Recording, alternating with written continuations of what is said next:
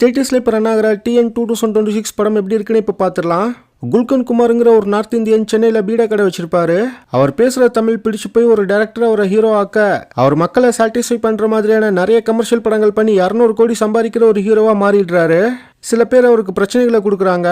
So அவர் அரசியல் இறங்கலாம்னு முடிவு எடுக்கிறாரு. இதுக்கடுத்து நடக்க போகிற சம்பவங்கள் தான் TN 2026. எனக்கு இந்த படம் சுத்தமாக பிடிக்கல. ஆக்சுவலாக நம்ம விஜயோட ரியல் லைஃப்பில் நடந்த சில சம்பவங்களை வச்சு தான் இந்த படத்தையும் இவங்க எடுத்திருக்காங்க.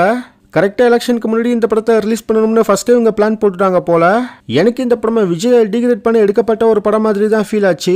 இந்த படத்தில் ரசிகர் மன்றத்தை மக்கள் இயக்கமாக மாற்றுறது, ஐடி ரைடு, படத்தை ரிலீஸ் பண்ண விடாமல் தடுக்கிறது, ஒய்ஃப் இஷ்யூ, ஆக்ட்ரஸோட அஃபையர், இப்படி ஏற்கனவே நடந்த சில விஷயங்கள் வரும்.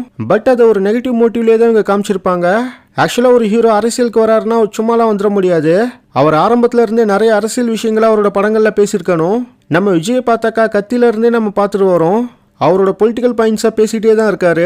இன்னைக்கு விஜயோட அரசியலில் பெண்களுக்கான பாதுகாப்புங்கிற ஒரு விஷயத்தை தான் ஹைலைட் பண்ணி பேசுகிறாங்க. தெரி படத்தில் அதுக்கேற்ற மாதிரியான சில சீன்ஸ்லாம் அவங்க வச்சிருப்பாங்க. இப்படி நிறைய படங்களில் சான்ஸ் கிடைக்கிறப்பலாம் மக்களுக்கான விஷயங்களை பேசி தான் இப்போ விஜய் அரசியல் உள்ளே வந்திருக்காரு.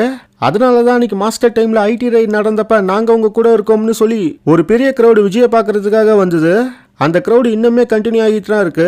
ஆனால் இந்த படத்தில் அந்த மாதிரியான அரசியல் கருத்துக்களை குல்கன் குமார் எந்த ஒரு இடத்துலையுமே பேசலை. இவங்க ஏனோ தானோன்னு பாசிட்டிவ்ஸை ஹைலைட் பண்ணாமல் நெகட்டிவ்ஸை மட்டுமே ஹைலைட் பண்ணி விஜயை டிகிரேட் பண்ணுறதுக்காக எடுக்கப்பட்ட ஒரு படம் மாதிரி தான் எனக்கு ஃபீல் ஆச்சு.